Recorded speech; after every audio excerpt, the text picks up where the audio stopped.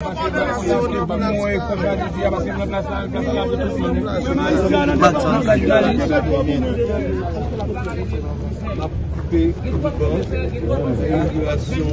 formation technique.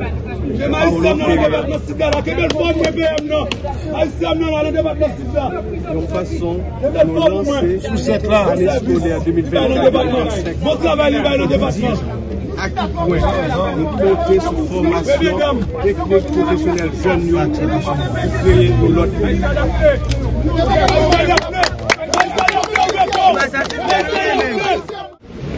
Son Excellence, M. Edgar Leblanc, fils, président du Conseil présidentiel de France.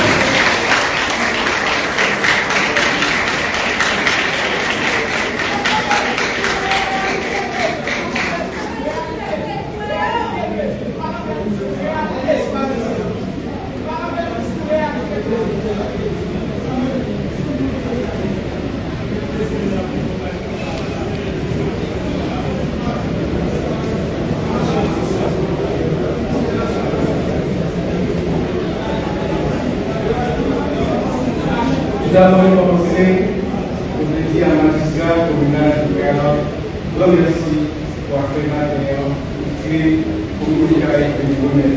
Merci.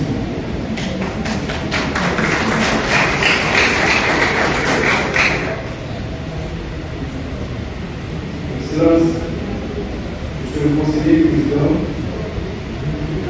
Monsieur le ministre de l'Éducation, Excellence, ambassadeur du Brésil, Monsieur le représentant du gouvernement des Nations Unies pour le développement, Madame la présidente de l'UNICEF, Monsieur le responsable de l'agence de coopération du Brésil, Monsieur le directeur général de l'Institut national de formation professionnelle, Monsieur le directeur départemental de l'éducation au Sud, distingués invités, Mesdames, Messieurs, il est cher l'honneur de procéder depuis la métropole du Sud au lancement de l'année scolaire 2024-2025, placé sous le thème très suggestif « Restaurer l'autorité de l'école ».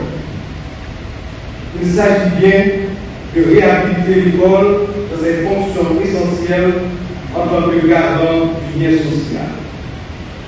Ainsi, l'école contribuera-t-elle à la reconstruction de la nouvelle Haïti dont nous rêvons tous, car la restauration de l'autorité de l'école précède celle de l'État.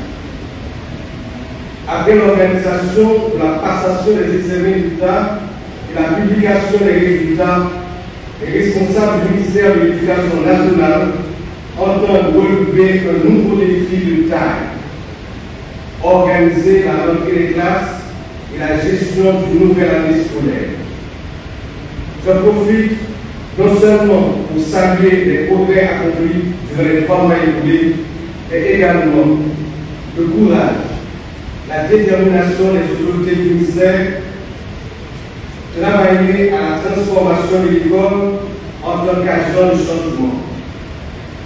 En effet, quel service plus grand que de rendre à sa patrie que de se livrer à l'éducation de sa jeunesse. Si nous voulons notre pays, un jour c'est un petit monde actuellement pour nous investir aujourd'hui.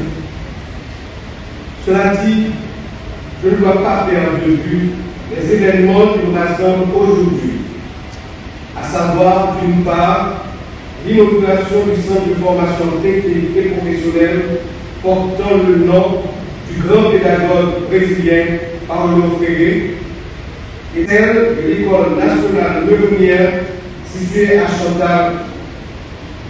Cet acte d'inauguration de ces 2 centres témoigne de la volonté du gouvernement de reconstruire le Grand Sud, maintes fois ravagé par les catastrophes naturelles, dans le cadre du partenariat efficace Sud-Sud et de ce que l'on peut appeler le co-développement, puisque l'argent de notre courageuse diaspora sert à la construction d'infrastructures diverses, notamment d'infrastructures scolaires un peu partout à travers le pays. La construction et l'équipement de ce centre de formation technique et professionnelle flambant neuf permettra à nos jeunes techniciens, d'apprendre de nouveaux métiers et d'acquérir de nouvelles compétences. Il est le résultat, et je veux le souligner à l'angle fort, d'un partenariat efficace avec le Brésil. Ce chef-d'œuvre technologique que nous contemplons actuellement s'est réalisé à travers l'Agence brésilienne de coopération et le Service national d'apprentissage industriel. Et je veux saluer ici publiquement l'ambassadeur du Brésil en Haïti en lui demandant de bien pouvoir transmettre les remerciements et ceux du peuple haïtien au président Lula da Silva et au peuple brésilien.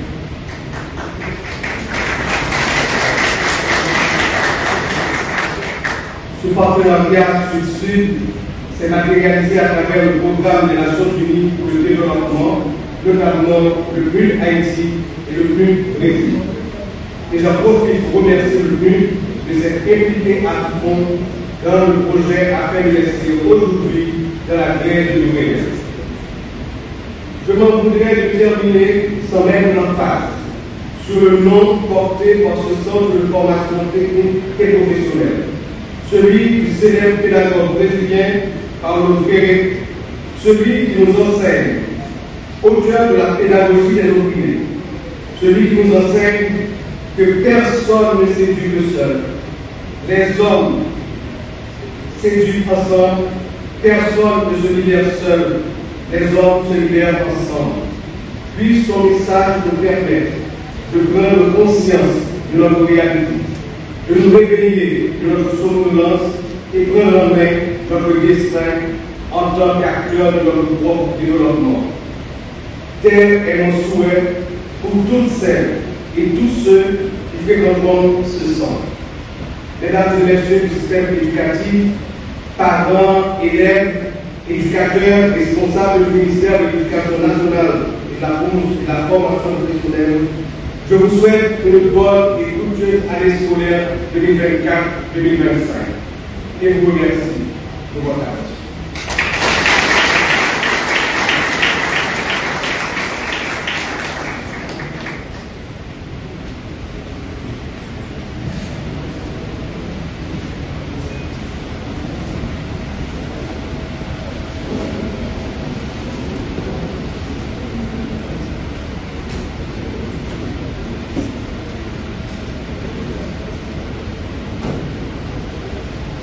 Voilà, nous venions d'écouter